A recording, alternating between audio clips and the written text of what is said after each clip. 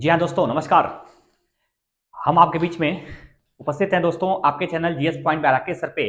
और आज का सेक्शन हमारा जो है वो ज्योग्राफी से रिलेटेड ही होगा। जैसा कि आपको मालूम होगा कि हमारी ज्योग्राफी की एक सेक्शन लगातार आपके बीच में बनी हुई है, उसी को लेकर हम आज आगे बढ़ रहे हैं दोस्तों। और मैं बता दूं कि हमारा जो लास्ट वीडियो था वो था आपका अरब सागर में गिरने वाली प्रमुख नदियां। जैसा कि आप सबको मालूम है कि हम लोग दक्षिण भारत की तरफ नदियों को पढ़ते हुए चले आए हैं, पूरा उत्तर भारत की नदियों के तंत्र को पढ़ लिया गया है। अब हम दक्षिण भारत की नदियों को लेकर आगे बढ़ रहे हैं और दक्षिण भारत की नदियों में भी अरब सागर में गिरने वाली नदियों को पढ़ा जा चुका है और बंगाल की खाड़ी में गिरने वाली नदियों को हम लोग को पढ़ना है। दोस्तों मैं बता दूं कि अभी जो हम लोग वीडियो देखने जा रहे हैं उसमें दक्षिण भारत की गंगा किसे कहते हैं दोस्तों, ये भी उसमें सवाल बनता है। दक्षिण की गंगा किसे कहते हैं, यह भी सवाल बनता है दोस्तों। दोस्तों यह भी बनता है कि दक्षिण में बहने वाली भारत की सबसे लंबी नदी कौन सी है, यह भी सवाल बनता है। इस प्रकार की आज की वीडियो बेहद इंपॉर्टेंट है आपके लिए। आप इस वीडियो को पूरी तरह से देखिएगा और बहुत सारे रिपीटेड ऐसे क्वेश्चन जो आपको परेशान करते हैं उन क्वेश्चन का समाधान इस वीडियो में देखने को मिलेगा। दोस्तों मैं बता दूं कि दक्षिण में दोनों तरफ जो नदियां गिरती हैं, एक अरब सागर में गिरने वाली नदियां, वो नदियां ज्यादातर एस्चुरी बनाने का काम करती है, ज्वार नदमुख बनाने का काम करती है। जबकि आज का जो वीडियो है ये मैक्सिमम और सभी नदियां बंगाल की खाड़ी में गिरेंगी और यह डेल्टा बनाएंगी दोस्तों, एस्चुरी के विपरीत बनाएंगी अर्थात डेल्टा बनाएंगी।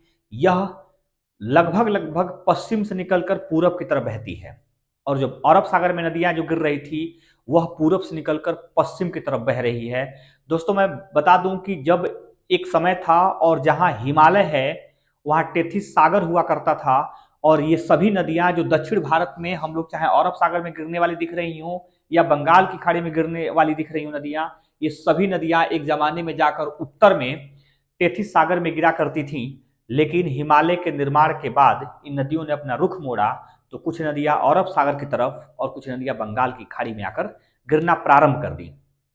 दोस्तों मैं बता दूं कि अरब सागर में गिरने वाली नदियों का क्रम जैसा कि नर्मदा, ताप्ती, साबरमती, लूनी, तमाम तरह के ऐसी माही इत्यादि नदियां आपने पढ़ा है। आज हम देखते हैं कि बंगाल की खाड़ी में गिरने वाली प्रमुख नदियां कौन सी हैं। तो हम एक जो मैप बनाए हुए हैं इसमें दर्शाए हुए हैं, जो ब्लू कलर से वो मुख्य नदी है जबकि ब्लैक कलर से दर्शाया गया है उसकी सहायक नदी है। तो दोस्तों मैं आपको पहले याद दिला दूं कि यह नदी जो सिंघावा पहाड़ी से निकलती है इसका नाम है महानदी। दोस्तों मैं यहां लिख रहा हूं महानदी इसका नाम है।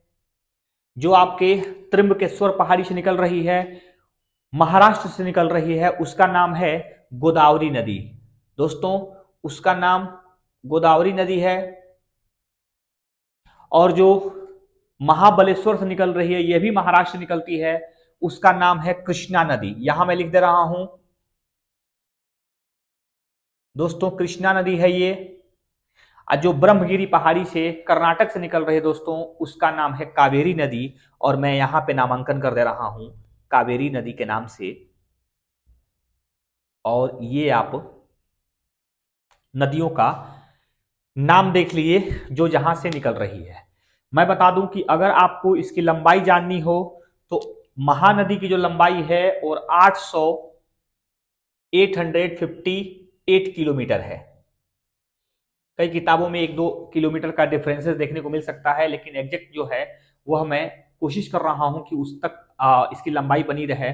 दूसरी हम बता दूं कि गोदावरी नदी है तो 1465 किलोमीटर इसकी लंबाई है। ध्यान देंगे गोदावरी की लंबाई 1465 किलोमीटर है। दोस्तों ये काफी इंपॉर्टेंट है जानना, क्योंकि गोदावरी ही ऐसी नदी है जो आज के वीडियो में सबसे लंबी नदी होगी। उसके बाद जो कृष्णा नदी है दोस्तों ये 1401 किलोमीटर मानी जाती है, अर्थात यह भी एक लंबी नदी है। इसकी भी एक ऐतिहासिकता है और इसकी लंबाई के दृष्टिकोण से यह दक्षिण भारत की दूसरी सबसे लंबी नदी मानी जाती है। दोस्तों मैं बता दूं कि जो कावेरी नदी है जिसे हम दक्षिण में सबसे देख पा रहे हैं उसकी लंबाई 805 किलोमीटर है दोस्तों। यह 805 किलोमीटर लंबी नदी है और यह कावेरी के नाम से जानी जाती है। दोस्तों मैं क्रम दर क्रम एक एक नदियों को पढ़ाते हुए उसकी विशेषताओं को बताते हुए आगे बढ़ेंगे, क्योंकि इन सभी नदियों की अपनी खुद की अलग विशेषताएं हैं, खुद की अलग पहचान है, जिस पर प्रश्न भी पूछा जाता है और जो अपनी महत्ता को भी बनाए हुई हैं। तो दोस्तों, पहला हम देख पा रहे हैं, महानदी के संबंध में पढ़ने जा रहे हैं। और आप देख पा रहे हैं, ये महानदी सिंघावा पहाड़ी से निकलती है। सिंघावा पहाड़ी छत्तीसगढ़ में है और छोटा नागपुर के पठार का हिस्सा है, उसी क्षेत्रों से निकलती है महानदी। और दोस्तों, महानदी यह, पहले तो मैं बता दूं कि महानदी छत्तीसगढ़ से निकलती है, झारखंड और उड़ीसा होते हुए बंगाल की खाड़ी में गिरती है। दोस्तों, इस नदी की लंबाई जो है 558 किलोमीटर है और महानदी पर एक बांध बनाया गया है जिसका नाम हीराकुंड बांध है। दोस्तों, वह विश्व का सबसे लंबा बांध माना जाता है। 4801 किलोमीटर की लंबाई में वह बना हुआ बांध विश्व का सबसे लंबा बांध है। और बांध के पहले महानदी को उड़ीसा का शोक कहा जाता था। अभी फिलहाल इस पर ऐसी कोई संभावना नहीं है, बाढ़ न्यूनतम होता है और इसलिए शोक के बजाय आज खुशहाली का परिस्थितियां ला रही है महानदी। इसे सिंचाई सुविधाएं विकसित हुई है, इसे वाटर इलेक्ट्रिसिटी का निर्माण हो रहा है, यह पर्यटन का केंद्र बना हुआ है। दोस्तों, इसके माध्यम से लोगों को पीने के लिए पानी पहुंचाया जा रहा है, वाटर लेवल मेंटेन हो रहा है दोस्तों, और तमाम तरह के ग्रीन एरिया भी डेवलप हो गए हैं। पानी के बचाव की भी ज्यादा संभावनाएं बन गई हैं। जैसा कि आप सबको मालूम होगा कि जब भारत में बरसात होती है तो नदियों के माध्यम से जल्दी ही वो पानी समुद्र में समा जाता है, उससे भी बचाव रखता है बांध। और इस तरह की बांध अर्थात हीराकुंड जैसी बांध एक महत्वपूर्ण भूमिका निभाता है। तो दोस्तों, यह मैंने बताया कि जैसे छत्तीसगढ़, झारखंड और उड़ीसा राज्यों से होकर बहती है। सबसे इंपॉर्टेंट बात है कि इसकी कौन सी सहायक नदी है और वह सहायक नदी दाएं से होती है या बाएं से होती है। तो मैं बता दूं कि इसके 3 सहायक नदियों को मैंने दर्शा रखा है। एक शिवनाथ नाम की सहायक नदी है, एक हंसदेव नाम की सहायक नदी है, एक मेड़ नामक सहायक नदी है। ये तीनों सहायक नदियां महानदी की लेफ्ट से महानदी में शामिल होती हैं, मिलती हैं। जबकि महानदी के राइट अर्थात दाएं से शामिल होने वाली जो नदियां हैं उसमें जोक नदी है, थोड़ी छोटी दिखाई दे रही है, और तेल नदी है, वह भी छोटी दिखाई दे रही है। आप सबको मालूम होगा कि एक बार पीसीएस में पूछा था कि भारत में तेल नदी किसकी सहायक नदी है, तो वही महानदी है जिसके बारे में आज पढ़ रहे हैं, वह उसकी सहायक नदी तेल नदी है। दोस्तों, यह मुख्य विशेषता इसकी रही महानदी की। अब हम देखते हैं दूसरी नदी जिसको कहते हैं गोदावरी, और आपके सामने ये दिखाया गया है गोदावरी का सेंस। ये गोदावरी के पिक्चर में आपको मैं बता दूं कि गोदावरी महाराष्ट्र के नासिक जिले के त्र्यंबकेश्वर पहाड़ी से निकलती है, अर्थात महाराष्ट्र से नदी निकलती है और महाराष्ट्र कुछ हद तक मध्य प्रदेश, तेलंगाना, आंध्र प्रदेश होते हुए ये बंगाल की खाड़ी में गिरती है। और बंगाल की खाड़ी में जहां गिर रही है वो ये स्थान है। इसके पहले मैं बता दूं कि गोदावरी नदी दोस्तों 1465 किलोमीटर की लंबाई के साथ पूरे दक्षिण भारत में सबसे लंबी नदी का दर्जा प्राप्त की हुई है दोस्तों। और सबसे लंबी नदी दक्षिण में होने के नाते दक्षिण भारत की गंगा भी कही जाती है गोदावरी को, क्योंकि उत्तर भारत में सबसे लंबी नदी गंगा है तो दक्षिण भारत में सबसे लंबी नदी गोदावरी है। और मैं बता दूं कि यही क्वेश्चन बार बार रिपीटेड पूछता है कि दक्षिण भारत की सबसे लंबी नदी कौन सी है, तो गोदावरी है, और उत्तर भारत की गंगा है। कभी कभी एक स्लोगन होता है जिसको कहते हैं गंगा बड़ी गोदावरी, तीर्थ में प्रयाग, सबसे बड़ा अयोध्या, जहां राम लिए अवतार। ऐसा एक स्लोगन है जिससे आप याद कर सकते हैं कि निश्चित तौर पर उत्तर भारत में गंगा है तो दक्षिण भारत में गोदावरी है, और गोदावरी दक्षिण भारत की सबसे लंबी नदी है। इसलिए मैंने कहा कि गंगा बड़ी गोदावरी, यानी गंगा के बाद सबसे कोई बड़ी है तो गोदावरी है, और दक्षिण भारत में वह महाराष्ट्र से निकलने वाली नदी है। दोस्तों, मैं बता दूं कि गोदावरी की प्रमुख सहायक नदियां, जिसमें ऊपर के हिस्सों में आप देख पा रहे हैं जिसको हम लेफ्ट हैंड कहते हैं, उधर से मिलने वाली प्रमुख नदियां जो हैं वो पेनगंगा, बेनगंगा, वर्धा और इंद्रावती। ये अर्थात हम कह सकते हैं कि गोदावरी 4 राज्यों से होकर बहती है, महाराष्ट्र, मध्य प्रदेश, तेलंगाना और आंध्र प्रदेश। और 4 नदियां, ये सभी की सभी नदियां लेफ्ट में मिल रही हैं गोदावरी से।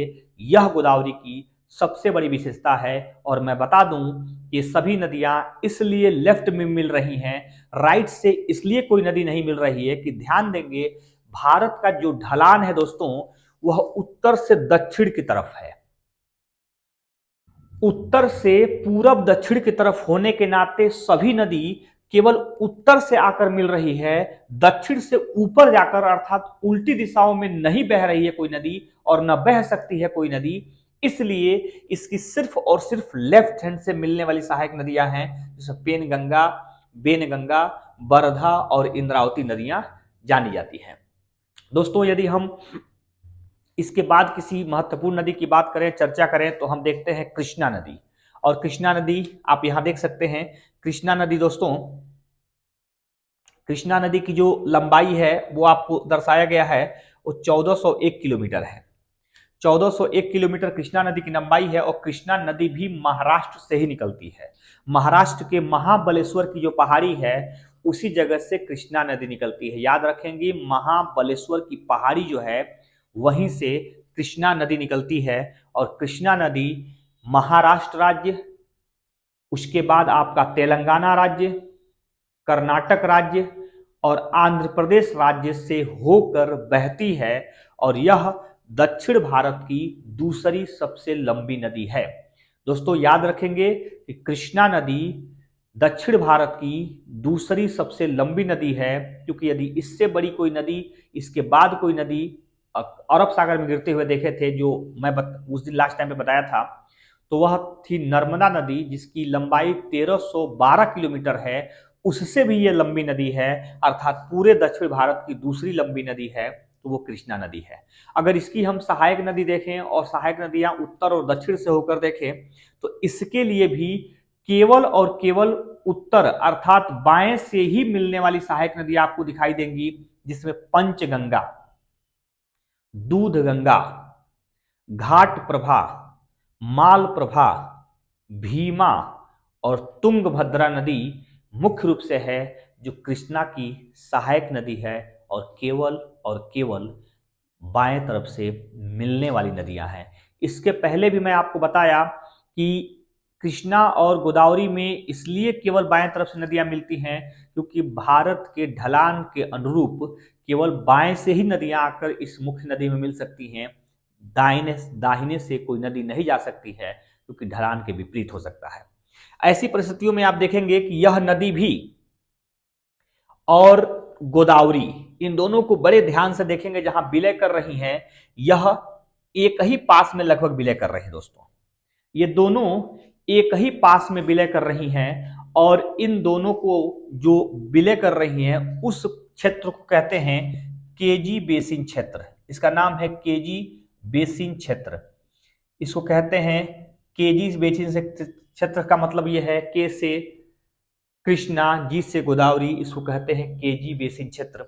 और केजी बेसिन क्षेत्र भारत के लिए एक खनिज संपदा को लेकर, खासकर क्रूड ऑयल को लेकर, गैस को लेकर एक महत्वपूर्ण क्षेत्र माना जाता है, जहां से भारी मात्रा में गैस का उत्पादन हाइड्रोकार्बन के माध्यम से गैस का उत्पादन हो रहा है। रिलायंस इंडस्ट्री के माध्यम से यह उत्पादन हो रहा है। और बंगाल की खाड़ी में इसी केजी में बेसिन क्षेत्र में लगभग 5000 मीटर की गहराई में भारी मात्रा में बड़े साइज का एक गैस का भंडार पाया गया है, जो भारत के लिए, भारत के एनर्जी के लिए काफी लाभप्रद है। और वह क्षेत्र केजी बेसिन है और आंध्र प्रदेश का बेल्ट है।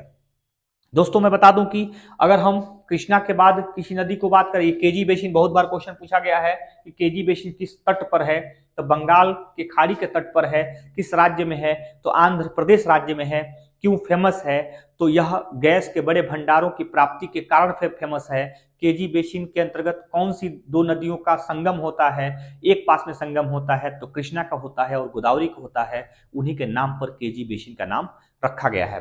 दोस्तों यदि हम उसके नीचे उतर के आ रहे हैं तो हम कावेरी नदी देख रहे हैं। और कावेरी नदी जहां से निकलती है उसका नाम है ब्रह्मगिरी पहाड़ी। दोस्तों ब्रह्मगिरी पहाड़ी कर्नाटक राज्य में है, और इसी कर्नाटक राज्य से कावेरी नदी निकलती है। और कावेरी नदी कर्नाटक राज्य में, केरल राज्य में, तमिलनाडु राज्य में और कुछ हद तक यह पांडिचेरी राज्य से होकर बंगाल की खाड़ी में मिलती है। दोस्तों मैं बता दूं कि जब बंगाल की खाड़ी मिलती है तो अपने मुहाने पर 3 बड़े द्वीपों का निर्माण करती है। उस द्वीप का नाम आपके सामने दर्शाया गया है। ऊपर वाले का श्रीरंगम, उसके बाद ऊपर वाले का श्रीरंगपट्टनम, बीच वाले का श्रीरंगम और सबसे नीचे वाला का शिव समुद्रम नाम है। वो छोटे छोटे द्वीप हैं जो मुहाने पर बसे हुए हैं कावेरी के। और उपर्युक्त तीनों जो ऊपर की नदियां हैं उससे अलग विशेषता कावेरी की होती है। दोस्तों कावेरी की विशेषता इसलिए उन तीनों से अलग है क्योंकि कावेरी एक ऐसी नदी देखने को मिलेंगी जिसके दोनों तरफ से सहायक नदियां मिल रही हैं। अर्थात कावेरी का क्षेत्र काफी प्लेन एरिया है, काफी उपजाऊ क्षेत्र है, काफी कृषिगत क्षेत्र है। इसीलिए इसके पानी को लेकर सामान्यतः कर्नाटक में और तमिलनाडु में कावेरी जल विवाद के नाम से एक बड़ा विवाद है जो स्वतंत्रता से पूर्व से चला आ रहा है, लेकिन आज तक उसका सही समाधान नहीं हो पाया है। कभी कर्नाटक राज्य अपनी बात को लेकर सुप्रीम कोर्ट में दावा करता है तो कभी तमिलनाडु राज्य अपने को लेकर सुप्रीम कोर्ट में दावा करता है। हालांकि मैं बता दूं इसकी लंबाई जो है वो सामान्य तौर पे 805 किलोमीटर है और इसमें लगभग 40 से 41% यह कर्नाटक राज्य में बहती है और कर्नाटक राज्य से ही निकलती है। लेकिन 55% समथिंग दोस्तों ये तमिलनाडु राज्य में बहती है, हालांकि तमिलनाडु राज्य से निकलती नहीं है। जबकि 3% के समथिंग में यह केरल राज्य में बहती है और 1% यह पौंडीचेरी में भी चली जाती है। विवाद इस विषय को लेकर है कि कर्नाटक कहता है कि हमारे ही राज्य से यह नदी निकलती है और हमारे राज्य में 40 से 41% तक बहती है, तो हमको ज्यादा इसका जल प्राप्त होना चाहिए। जबकि तमिलनाडु कहता है कि हमारे क्षेत्रों से लगभग 55% होकर बहती है, अतः हमें इसका जल ज्यादा मात्रा में मिलना चाहिए। और केरल कहता है कि हमारे वहां 3% बहती है, आप दोनों लोग आपस में लड़ लीजिए और जो बचेगा पानी वो हमें दे दीजिएगा। अर्थात ज्यादा बेसिक तौर पर जो लड़ाई है वो कर्नाटक और तमिलनाडु में है। केरल और पौंडीचेरी तो छोटे जल प्राप्ति के हकदार हैं। दोस्तों कावेरी जल विवाद बहुत बड़ा विवाद है। संविधान में भी इसका एक तरह से चर्चा हुआ है कि जो भी राज्य स्तरीय विवाद है उसका निपटारा होना चाहिए। अनुच्छेद 263 के तहत ऐसा उल्लेख किया गया है जिसका निपटारा होना जरूरी है। हालांकि सुप्रीम कोर्ट में इस विषय को बार बार चैलेंज किया गया है। सुप्रीम कोर्ट की तरफ से फैसले भी आने के लिए कहे गए हैं। सुप्रीम कोर्ट की तरफ से समझौते भी कराए गए हैं, लेकिन अभी अंतिम फैसले पर नहीं पहुंचा जा सका है। लेकिन एक बात जरूर है, हमेशा पूछा जाता है कि कावेरी जल विवाद किन दो राज्यों के बीच में है, तो आपको याद रखना होगा कर्नाटक और तमिलनाडु, साथ में केरल भी दे दे और पौंडीचेरी भी दे दे, तो आपको ध्यान बनाए रखना होगा। हालांकि मुख्य रूप से लड़ाई ये या विवाद कर्नाटक और तमिलनाडु राज्य के बीच में है। दोस्तों मैंने सभी राज्यों का नाम बताया कि किस राज्य से होकर बहती है। कावेरी 805 किलोमीटर है। सबसे बड़ी विशेषता इसकी ये है कि इसके दोनों तरफ से नदियां निकलती हैं और मैं इस कावेरी को इस छोटे से जगह में न एडजस्ट करके इसको बाहर निकालकर मैं बताने का प्रयास किया हूं कि कैसे कावेरी में उत्तर से भी और दक्षिण से भी अर्थात बाएं से भी और दाएं से भी नदियां मिलती हैं। तो हम बाएं से नदियों को मिलने के क्रम में देख पा रहे हैं हेमवती, सिमसा, अर्कावती, लोकपावनी, ये सभी कावेरी की सहायक नदियां हैं और बाएं से मिलती हैं। जबकि लक्ष्मण तीर्थ, काबिनी, सुवर्णवती, भवानी और अमरावती ये सभी दाएं से मिलने वाली नदियां हैं, अर्थात दक्षिण से जाकर उत्तर की तरफ मिलती हैं कावेरी में। दोस्तों ऐसा इसलिए हो पा रहा है कि यहाँ की जो भूभाग है काफी प्लेन है। इधर से भी नदियों को आने के चांसेस मिलते हैं, इधर से भी नदियों को आने के चांसेस मिलते हैं और इसलिए कावेरी का बेसिन, दोस्तों याद रखेंगे कावेरी का बेसिन दक्षिण भारत का सबसे महत्वपूर्ण बेसिन है जो खासकर चावल के उत्पादन के लिए बहुत उपयुक्त है। और पर्याप्त पानी होने के नाते कावेरी में यहाँ के किसान और यहाँ के क्षेत्रों में काफी खुशहाली बनी रहती है और ये काफी महत्वपूर्ण क्षेत्र मान लिया जाता है। चावल के बेहद उत्पादन के नाते कावेरी के बेसिन को दक्षिण भारत का चावल का कटोरा कहा जाता है दोस्तों। और आप इससे अनुमान लगा सकते हैं कि कावेरी का बेसिन चावल के उत्पादन के लिए कितना महत्वपूर्ण है। दक्षिण जो है कि the bowl of South India Kaveri basin को कहा जाता है, अर्थात दक्षिण भारत का चावल का कटोरा कावेरी बेसिन को कहा जाता है। और एक और प्रश्न बनता है इस पे कि अगर दक्षिण की गंगा पूछ दे, दक्षिण भारत की गंगा ना पूछे, सिर्फ दक्षिण की गंगा पूछ दे, तो आपको आंसर देना होगा कावेरी को। अगर दक्षिण भारत की गंगा पूछ दे तब आंसर देना होगा गोदावरी को। ये दोनों काफी मैचिंग करता है, काफी इंपॉर्टेंट होता है, दोनों पर काफी गलतियां और चूक की चांसेस बनती है, इसलिए आपको ध्यान रखना होगा। जो सबसे लंबी नदी है गोदावरी, उसे दक्षिण भारत की गंगा कहा जाता है, और जो सबसे महत्वपूर्ण नदी है कावेरी, उसे दक्षिण की गंगा कहा जाता है। अर्थात दक्षिण में कावेरी से बड़ी और कोई नदी नहीं है। क्वेश्चन पूछा जाता है कि दक्षिण भारत में सबसे बड़ी नदी कौन सी है जो दक्षिण में स्थित है, तो आपका आंसर होता है कावेरी। और कावेरी सबसे बड़ी नदी के रूप में जानी भी जाती है, मतलब सर्वाधिक जल ढोने का काम अगर कोई नदी करती है तो वो है कावेरी नदी। दोस्तों ये ज्यादा इंपॉर्टेंट था कि कावेरी नदी की क्या विशेषताएं हैं। मैं बताने का आपको नदियों के क्रम में प्रयास किया हूं, हालांकि छोटी बड़ी नदियां और भी हैं जिसको हम आप ताम्रपाणी नदी से लेकर बहुत सारी गंगा के इत्यादि नामों से नदियां बहती हैं, उन नदियों का भी मैं उल्लेख करूंगा। अगर आप चाहेंगे कमेंट करके मुझे बताएंगे तो उन छोटी छोटी नदियों का भी उल्लेख कर दीजिए, तो मैं निश्चित तौर पर प्रयास करूंगा कि उन नदियों का भी उल्लेख आपके बीच में हो सके, ताकि इसकी महत्ता आपको जानने को मिल सके कि इनके बाद भी कुछ ऐसी नदियां जो बेहद छोटी हैं और काफी महत्वपूर्ण है, वह कौन सी नदी है, किस राज्य से होकर बहती है और क्या उसकी महत्ता है। बस ये इस बात का आपको ध्यान रखना होगा कि सभी नदियां बंगाल की खाड़ी की तरफ आ रही हैं, और सभी सभी नदियों की लंबाई भी मैंने लिख रखा है, सभी नदियों का एक राज्य स्तरीय क्रम भी बता रखा है, सभी नदियों के संबंध में जो महत्वपूर्ण विषय बन रहे हैं उसका भी उल्लेख कर रखा है। तो दोस्तों दक्षिण भारत की अमूमन नदियों को हमने खत्म कर रखा है, और खत्म करने के बाद अगला हमारा छोटा नदी आप कहेंगे तो बनेगा, अन्यथा हम अगले चैप्टर की तरफ चलेंगे। आप हमारे वीडियो को जरूर से देखिएगा, किसी भी किताब में कोई भी सेक्शन देखने से पहले एक बार वीडियो को देखिएगा, निश्चित तौर पे कई किताबों से बेहतर आपको विकल्प इसमें देखने को मिलेगा। तो दोस्तों आपको वीडियो कैसा लगा हमें कमेंट करके बताइएगा। आपको वीडियो और पूरा देखने के लिए बहुत बहुत धन्यवाद। Thank you.